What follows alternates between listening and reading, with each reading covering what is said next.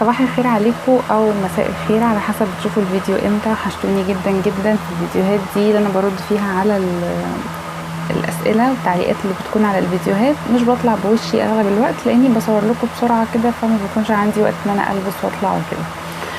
فالفيديو النهارده زي ما انتم شايفين كده هتكلم عن البرفيومز دول.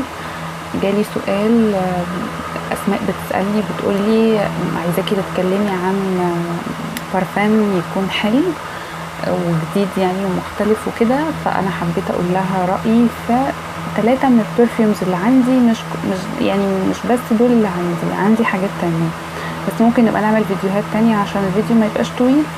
هكلمك باختصار النهارده زي ما انتم شايفين كده عن عود مود من شركه لطافه، كمان خالص مسك من شركه برضو لطافه. كمان هكلمكم عن سكاندل. طيب نبتدي بايه بقى؟ بصوا،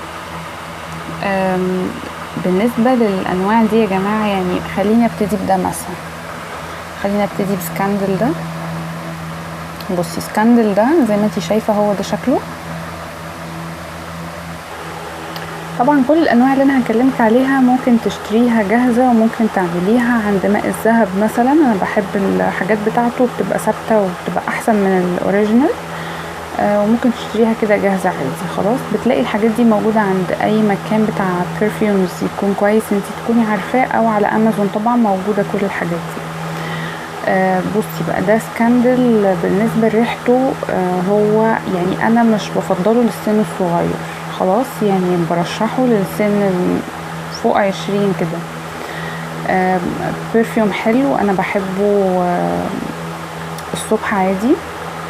هو من الحاجات الفواحة جدا جدا.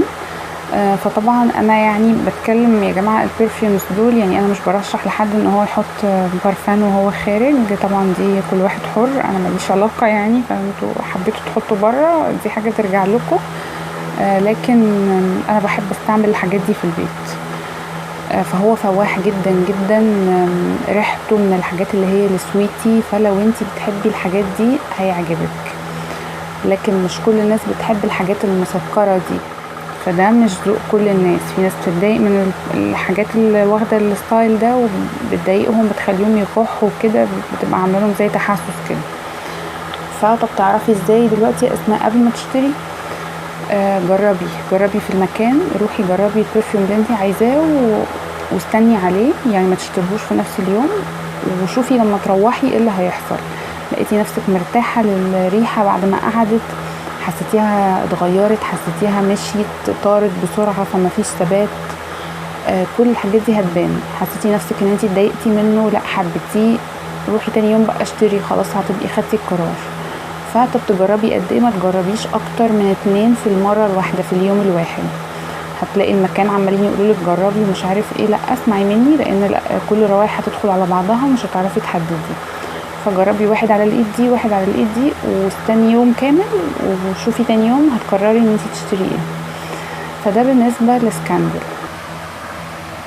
بالنسبه دلوقتي هكلمكم عن القمر ده اللي هو خالص مسك. بصوا يا جماعه، بصوا لما تعملوا كده جواه بتاع كده كريستال بيفضل يتحرك، تحفه. شايفين؟ بصوا يا جماعه كل الباكج بصراحه بتاعت ال3 برفيوم دول كلها شيك زي ما انتوا شايفين، شيك جدا، يعني اصلا تنفع هدايا. خالص مسك من الحاجات الجميله جدا اللي انا برشحها لاي سن.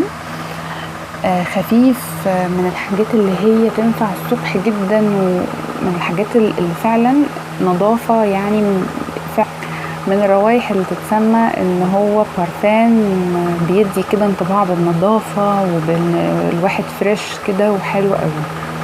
فهو انا برشحه، يعني ينفعلك عادي لاي سن، بيتحط الصبح بالليل مفيش منه اي مشكله.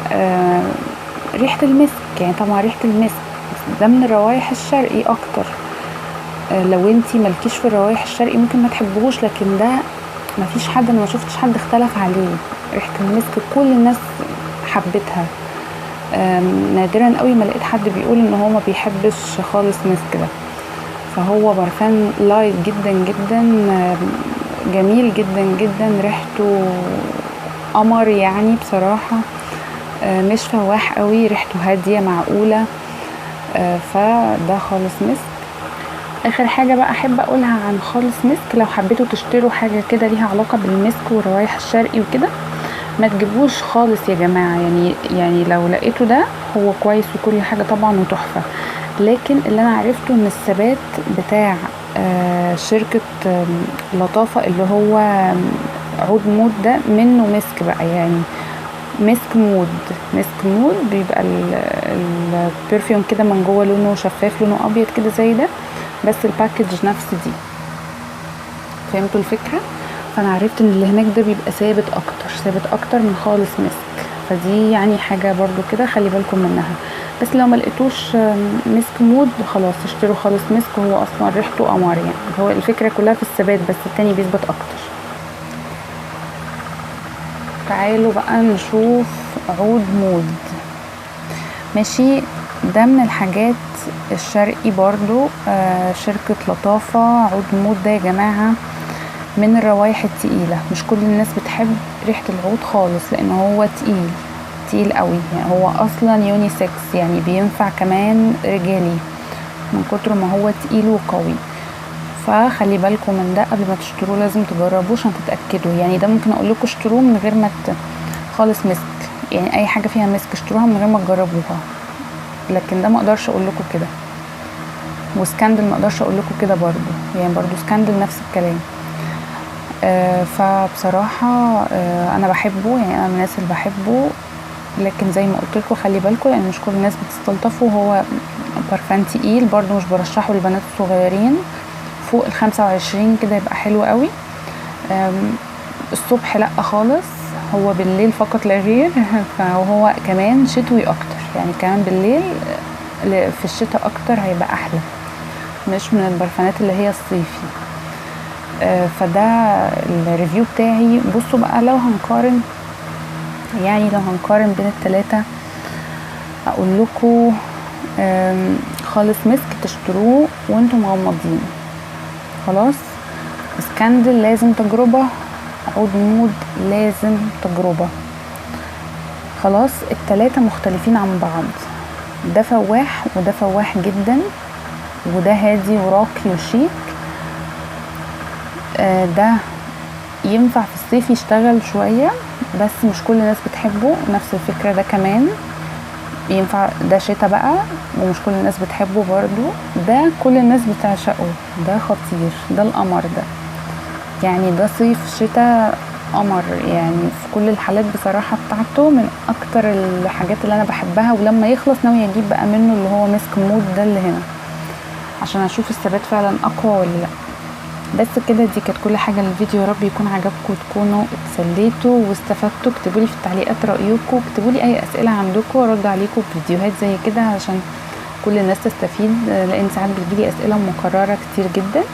اشوفكم الفيديو اللي جاي على خير، باي باي.